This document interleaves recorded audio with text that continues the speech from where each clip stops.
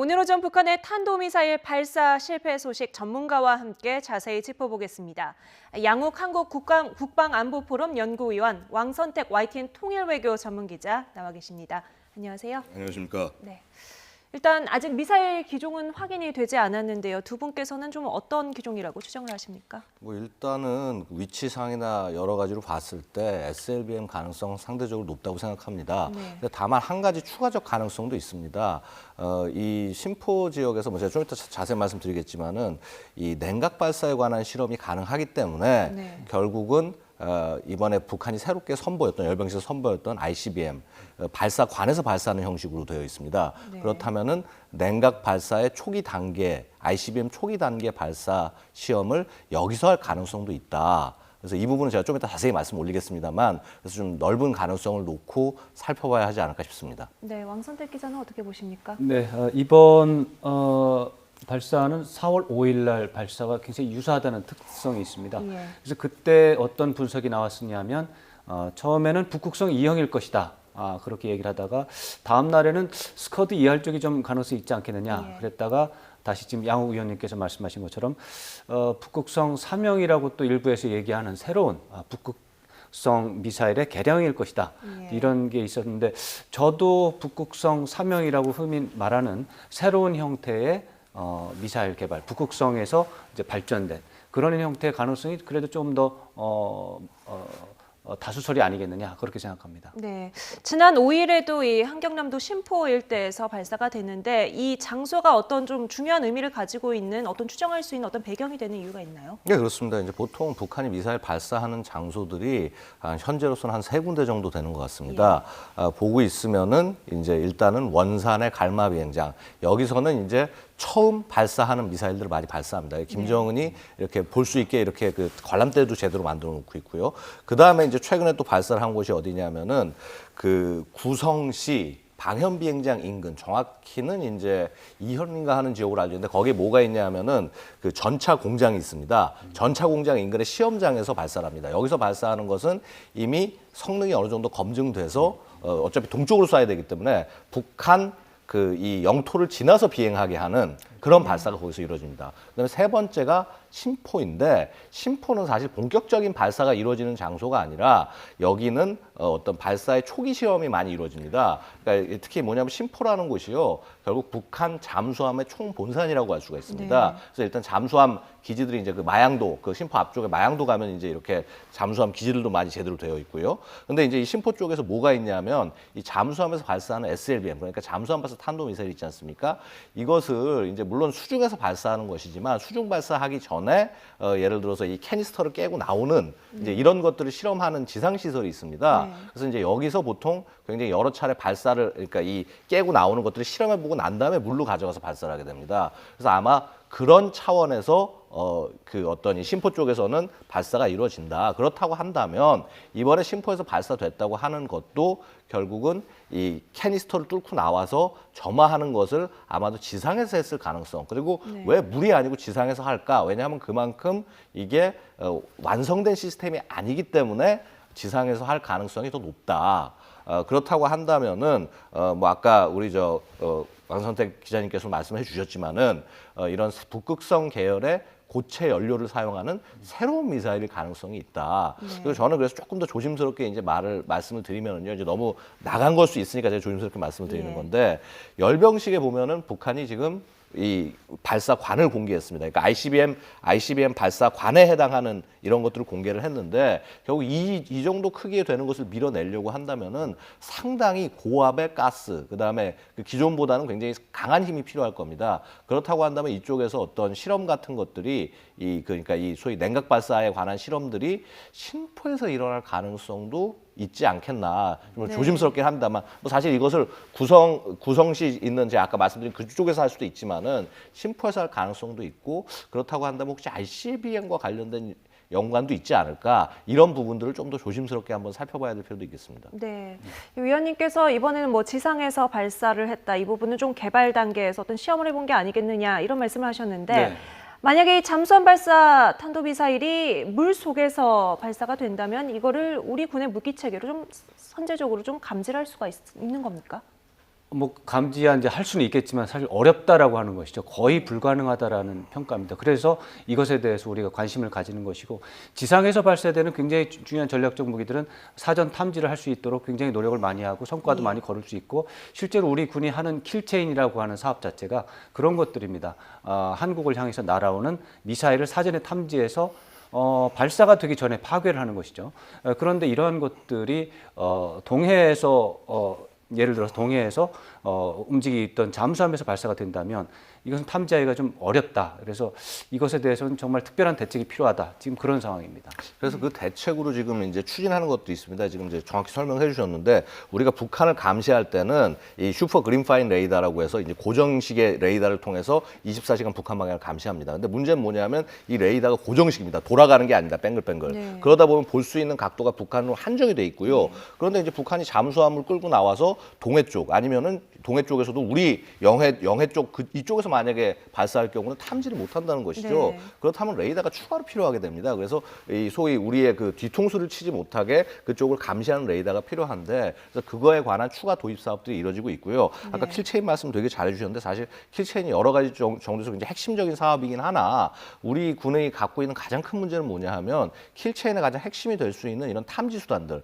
그러니까 예를 들어서 정찰 위성이라거나 뭐 고고도 무인기라거나 아니면 기타 여러 가지 그 정보의 융합이라는 측면에서 사실은 많은 예산과 노력이 지금 되고 있지 않습니다. 예를 들어서 아주 근례를 들면은 일본은 지금 그 첩보 위성을요 12개나 쌓아 올렸습니다. 그 중에서 최소 대여섯 개 정도가 지금 작동 가능한 상태일 것이라고 바라보고 있고요. 어떻게 보면은 미국보다도 훨씬 더 그 북한 쪽을 잘 감시를 하고 있는데 막상 대한민국이 이런 자산이 없으니까 예를 들어서 미국에 기대거나 심지어는 미국은 또 일본 통해서 받으니까 지금 뭐 여기서 한일 정보보호 협정 같은 걸 통해서 또 일본과 또 협력을 이렇게 구하게 되고 이런 한계에 지금 봉착해 있다는 것입니다. 그래서 우리가 꼭 이렇게 주먹만을 강조를 할 게 아니라 정말 적을 제대로 내려다볼 수 있는 이런 시스템에 대한 필요성 이거는 차기 정부에서 반드시 좀 인식이 돼서 우선적으로 추진돼야 된다고 말씀을 드리고 싶습니다. 네.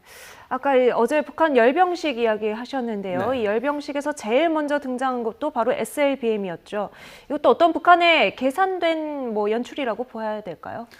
뭐 SLBM 뭐 김정은이 가장 지금 강조하고 있는 여러 몇 가지 무기 체계 중에 하나이기 때문에 그거에 대해서 뭐 과시하는 것은 충분히 일리가 있다고 봅니다. 다만 어제는 뭐 SLBM 처음 나온 것도 중요하지만 ICBM이라고 하는 그런 부분 속에서 미국에 대해서 충분히 우리가 위협할 수 있는 무기 체계가 많다라고 하는 그런 메시지를 전달하는데 좀 더 초점이 맞춰진 것으로 보고 SLBM이 뭐 1번으로 나왔다는 그 자체 엄청난 의미를 둘 필요는 없을 것 같습니다. 네. 어제 외신 기자들도 상당히 많이 이제 초청을 해서 열병식을 벌였잖아요. 그렇다면 북한 입장에서는 사실 오늘 미사일 발사 좀 성공을 했었어야지 홍보 효과를 봤을 텐데요. 저는 꼭 그렇게 생각하지 않습니다. 이게 뭐냐 하면 이 발사의 의도를 바라볼 필요가 있는데요. 네. 그러니까 사실은 그렇습니다. 우리가 많은 전문가들이 이전에 예측하기를 그러니까 트럼프의 시리아 폭격 결정이라든가 아니면은 미중 정상회담 이전에 예측하기를 4월 중순 정도에 북한이 핵실험할 가능성이 지극히 높다. 이렇게 얘기를 했었는데 이 트럼프가 굉장히 강한 강공 카드를 꺼내 들면서 북한이 좀 주춤하는 모습을 보였습니다. 하지만 완전히 물러날 수는 없기 때문에 지금 열병식을 한 거고요.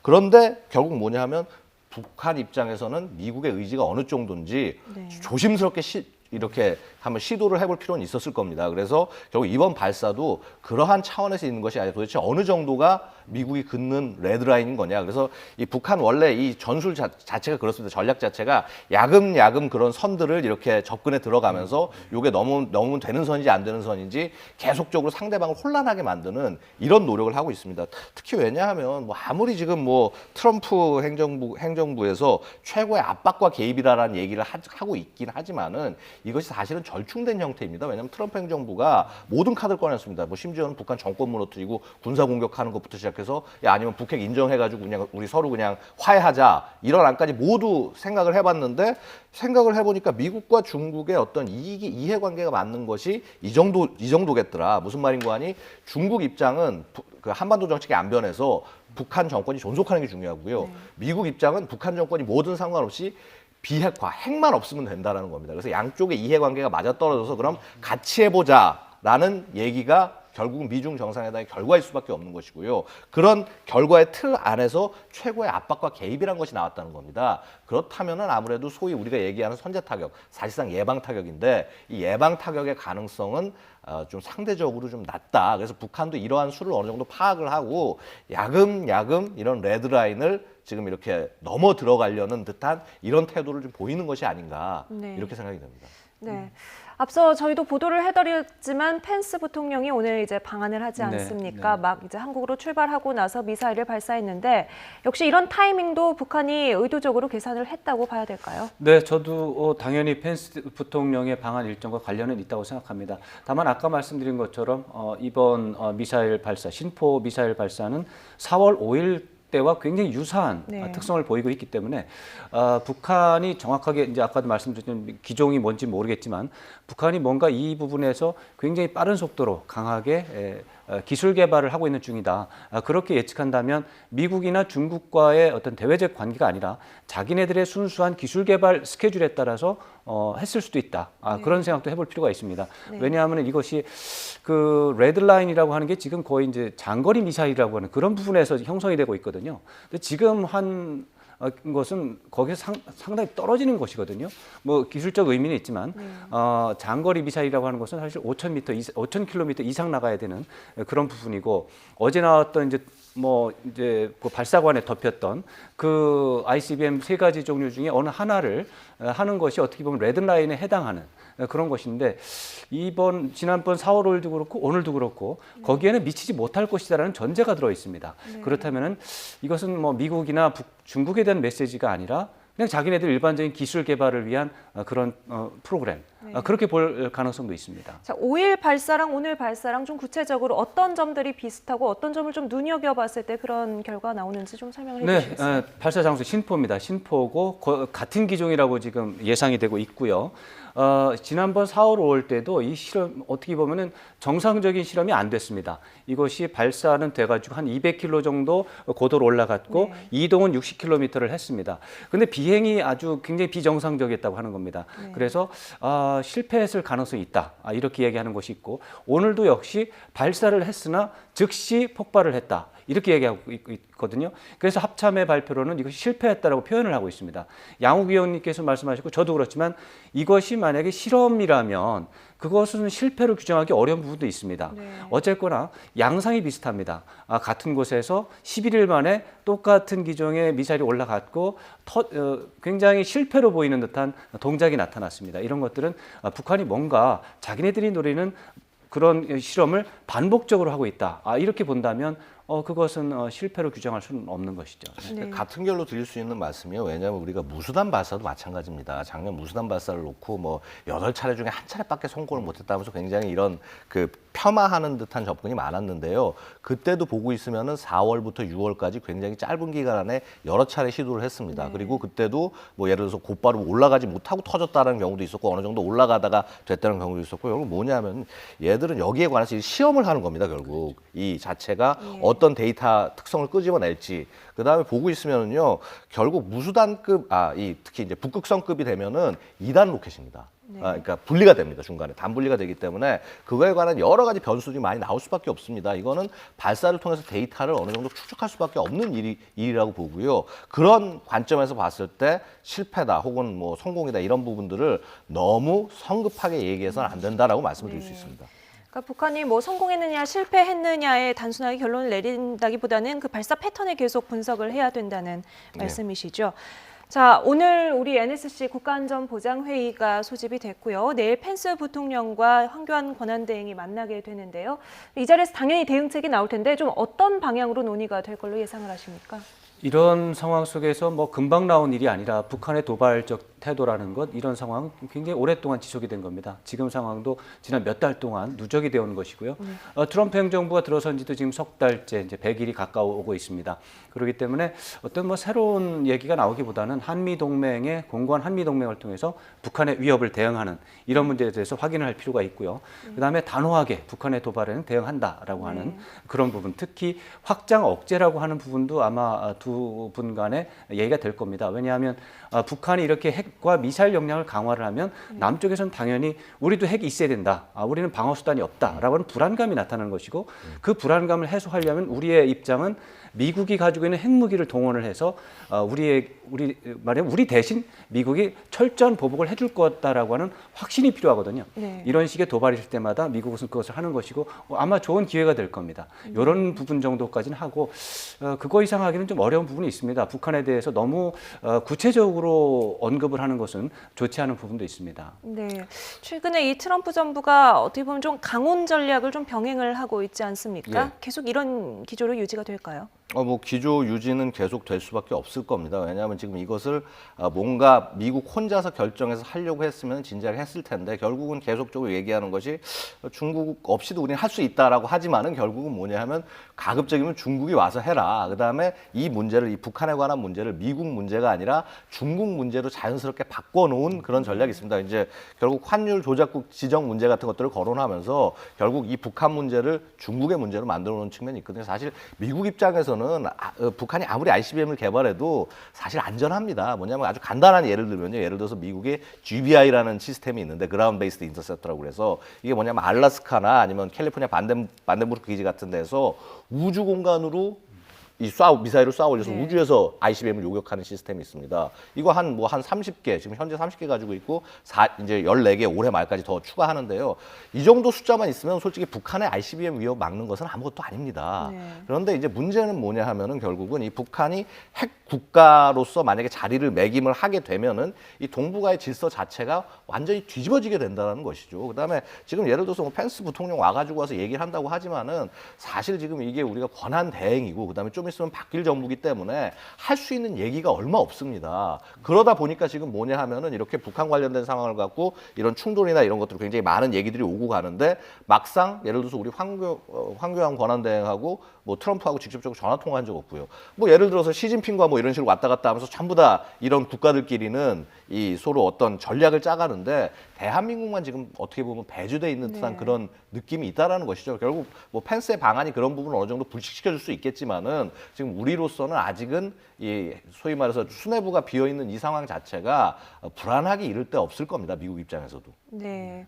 자, 그렇다면 중국의 속내는 좀 어떨지 궁금한데요. 지금 좀 시진핑 주석 어떤 생각을 하고 있을까요? 네, 결국 중국의 입장에서는 중국의 안보 이익은 변한 적이 없습니다. 중국의 안보 이익은 결국 북한이 어쨌거나 정권이 존속을 하는 것이고요. 근데 가급적이면은 이렇게 집단 지도체제처럼 돼서 중국과 비슷한 어떤 그런 정권이 돼서 자신들과 비슷하게 합리적 결정을 해주면 좋은데 북한은 그런 정권이 아니다 보니까 이러저러한 문제가 있다라는 것입니다. 결국 왜냐하면 미국이 이런 그 중국의 그 어떤 약점 그러니까 북한이 필요하다 정권을 뭔가 존재를 시켜야 된다라는 이런 그 요구를 인지를 하지만 이제 미국 입장에서 반대로 얘기하는 것이 대신에 오케이 북한 정권은 그대로 존속하게 해도 상관없다 하지만은 핵은 없어야 된다. 라는 그 메시지를 명확히 전달한 거고요. 심지어 이게 그냥 단순히 그냥 이렇게 뭐 트럼프 혼자만의 생각이 아니라 틸러슨 장관도 예를 들어서 4월 9일에 ABC 인터뷰한 내용 보고 있으면요. 우리 원하는 건 북한 정권 교체가 아니라 비핵화다라는 부분들을 굉장히 명확히 얘기를 하고 있습니다. 네. 그렇다면 그 초점에 맞춰서 여태까지 어떤 미중 대결 구도 이런 것을 살짝 덮어놓고 일단 비핵화라는 것을 놓고 먼저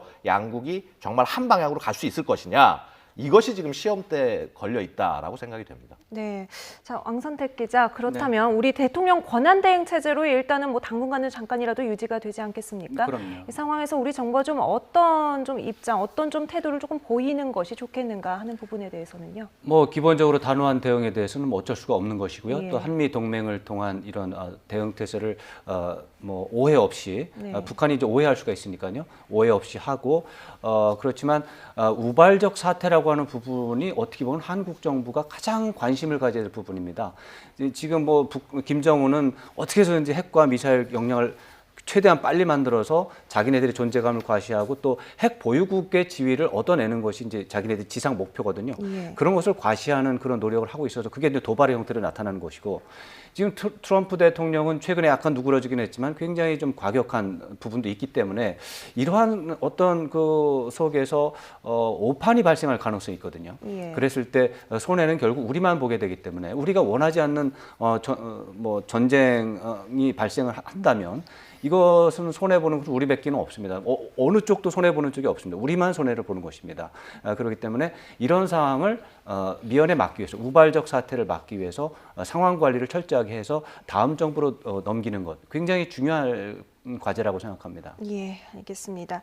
자, 다시 좀 열병식 이야기로 예. 돌아가 볼까 하는데요. 아까 양욱 위원님께서 예. ICBM과 관련한 그 원통형 발사관 이야기를 해주셨죠. 좀 구체적으로 설명해 주시겠어요? 예, 사실 이 부분이 저도 굉장히 보면서 좀 많이 놀라웠습니다. 뭐냐 하면은 이게 일단 여러 가지 것인데 일단 한 가지 말씀드리면 네. 북한이 ICBM과 관련된 발사 플랫폼을 늘리려는 노력을 하고 있다는 게 명백해졌습니다. 일단 뭐냐면은 보통 이 중국에서 도입했던 이 발사 차량 이것을 지금 화면에 보이는 게 바로 그 발사 네. 차량입니다. 원래는 저기에 원통형 발사관이 없었고요. 저기에 KN-58이나 KN-14과 같은 미사일을 실었습니다. 네. 근데 여기에 원통형 발사관을 지금 장착을 해놓은 겁니다. 그럼 원래 있던 KN-08을 어디다 보냈느냐? 무수단 발사 차량 위에 실었습니다. 결국 뭐냐면 무수단 발사 차량 위에서도 발사 가능하다면 무수단 발사 차량은 거의 20여 대 가까이 있기 때문에 거기서 충분히 쏠 수 있다. 그러니까 당장 ICBM과 관련된 장거리 어떤 발사 플랫폼이 20개가 늘어난 거거든요. 게다가 지금 저런 식으로 개조를 해가지고 해서 저 안에서 뭔가 새롭거나 아니면 기존의 것을 발사하거나 하는 식의 방식을 추구할 수 있을 거고요. 그다음에 또 하나가 뭐냐 하면은 저 발사관을 이제 저 트럭을 더 이상 수입을 못 하니까 네. 저 발사관을 트레일러에 실어가지고 또 했습니다. 그래서 그러니까 트레일러 4대와 그 발사관을 실은 트레일러 4대와 그다음에 발사관을 개조한 트럭 4대가 지금 이제 열병식에서 공개가 된 거죠. 바로 네. 그런 측면에서 본다고 한다면은 결국 북한의 지금 소위 말해서 ICBM 타격 능력이 과거 6대 정도에 불과했던 것이 지금 나오는 숫자만으로 대략 계산해 보면 거의 한 30대 가까운 발사 능력을 가지게 된 겁니다. 네. 이거 굉장히 비약적 발전이거든요. 게다가 보고 있으면 이번 열병식 때 보면요. 일단 간단히 말씀드리면요. 20개 종류의 무기체계가 나왔습니다. 여태까지 북한이 열병식을 하면은 보통 한 30여 개가 넘어갑니다. 33개, 34개 이렇게 되는데 20개밖에 안 해서 굉장히 조금 했습니다. 조금 했는데 여기서 전략군의 무기가 몇 개가 나왔냐면 전략군 무기가 6개가 나왔어요. 게다가 이제 이런 어떤 무기들 이렇게 갈 때 이제 소위 말해서 종대라고 하는데 이 전략군 종대를 누가 이끌었냐 하면은 리병철과 그다음에 김락겸이 둘이 이걸 이끌고 갔다는 겁니다. 종대 앞을. 이거는요 엄청난 겁니다. 그야말로 김정은의 총애를 받는 사람들이 이 행렬을 끌고 갔다라는 것 자체가 지금 이 소위 열병식의 하이라이트는 바로 저 전략군이 나오는 저 부분이었다. 라는 것을 알 수가 있는 것이고요. 전략군 나올 때 제일 처음에 나온 게 또 뭐였냐면 저런 차량이 아니라 스커드와 굉장히 유사하게 생겼는데 이렇게 탱크와 같은 플랫폼, 궤도형 플랫폼에다가 미사일을 장착한 거 이게 먼저 나왔습니다. 그러니까 지금 다양한 무기 체계들이 나왔고요. 지금 보고 있으면요. 20개 중에서 12개가 새롭게 개조됐거나 아니면 완전히 새롭게 등장한 무기인 겁니다. 20개 중에서요. 이런 부분에서 봤을 때 북한이 우리는 열심히 하고 있다. 아무리 국제사회에서 제재를 가하고 미국이 선제 타격 얘기를 하고 해도 우리는 이렇게 열심히 새로운 무기 체계를 만들어서 니들을 공격할 거다라는 메시지를 매우 명확하게 저기서 보냈다는 것이죠. 그다음에 네. 발사관 얘기로 다시 돌아가면은 이 발사관에서 발사할 수 있는 것은 보통 고체 연료입니다. 네. 고체 연료가 왜냐하면 액체 연료는 발사관에서 넣고 쏠려면 쏠 수야 있겠지만은 이게 연료를 주입해야 되고 하는데 안 됩니다. 그 발사관에 집어넣어서는 밀봉을 해야 되기 때문에 그래서 보통 고체인 것을 밀봉해서 발사하게 되는 것이고요. 그렇다면은 북한의 차기 ICBM 개발 방향은 고체 연료겠구나라는 것이 이제 이 열병식을 통해서 추정이 될 수 있는 것이죠. 네. 이 고체 연료라는 건 어떤 의미입니까? 고체 연료가 이제 액체 연료로 사용했을 때 지금 양욱 의원님 말씀하신 것처럼 네. 이제 내용이 들어있는데 주입하는데 시간이 걸리는 것이죠. 예. 그러다 보니까 사전 탐지의 가능성이 높아지는 것이죠. 그럴 때 더 빨리 네. 예를 들어서 큰 미사일의 경우 30분, 1시간 이상 걸린다 이렇게 돼 있는데 고체 연료 미사일의 경우는 10분 안쪽으로, 20분 안쪽으로 금방 숨겨놨다가 빠져서 바로 쏠 수 있다. 이렇게 되면은 사전 탐지가 안 되는 상태에서 미사일을 발사한다면 북한 미사일은 훨씬 더 생존율, 한국의 요격에 파괴에 당하지 않고 목표물을 타격할 수 있는 가능성이 높아지거든요. 예, 이 양욱 위원님 말씀드리니까 굉장히 걱정되는 부분이 많아지는데 어제 열병식이 좀 북한의 기만 전술일 가능성은 없을까요? 기만 전술은 항상 하죠. 북한은 항상 합니다. 2012년에 나온 그 KN-58 미사일도 모형이라고 하는 게 중론이고요. 예. 실제로 지금 어제 나온 3가지 종류의 ICBM 발사한 적이 한 번도 없습니다. 네. 실제로 발사가 되는지도 모르고 발사관 속에 실제로 실물이 들었는지도 모릅니다. 있습니다. 그렇기 때문에 북한은 기만 전술이 있고 북한이 잘하는 것은 또 기만 전술입니다. 그걸 네. 감안하고 판단할 필요가 있습니다. 예, 뭐 계속해서 뭐 27일 전쟁서, 북폭설 이런 얘기들이 나오면서 불안해하시는 분들이 많은데 북한의 추가 도발 가능성 또 4월 안에 좀 한반도 정세가 어떻게 될지 좀 간단하게 예상을 하신다면요? 예, 여태까지 북한의 모습을 봤을 때는요, 뭐 여러 전문가들이 평가합니다. 북한은 소위 말해서 벼랑 끝 전술의 달인이다. 거의 뭐 예술적 경지로 이를 수행한다고 얘기하는데 결국 이런 식으로 앞으로도 아마 북한은 긴장을 계속 높이려고 할 겁니다. 거의 정말 전쟁 나는 거 아니야라고 이게 정말 많은 국민들 혹은 우리나라뿐만이 아니라 굉장히 주변국들이 모두 걱정할 정도까지 긴장을 끌어올릴 가능성이 지극히 높고요. 다만 이제 그때 됐을 때 실제 북한이 어떤 행동을 할 것이냐, 행동을 하지 않을 가능성이 상대적으로 더 높습니다. 그리고 되려 이렇게 높게 된 긴장 상황에서 어떤 것이 자신들에게 전략적 이익이 되는 것인지, 예를 들어서 대화를 하는 것이 이익일지 아니면은 계속적으로 핵실험을 하거나 뭐 어떤 뭐 미사일 발사를 하는 게 이익일지 이런 부분을 따져봐서 움직일 겁니다. 결국 지금 우리가 예상할 수 있는 거는요, 지금보다 훨씬 더 긴장된 상황입니다. 예, 알겠습니다. 북한이 미사일 발사에 실패를 했다고는 하지만 어쨌든 북한의 움직임은 계속해서 예의주시해야 할 것 같습니다. 지금까지 양욱 한국국방안보포럼 연구위원 그리고 왕선택 YTN 통일외교 전문기자와 함께 이야기 나눴습니다. 두 분 오늘 말씀 감사합니다. 감사합니다.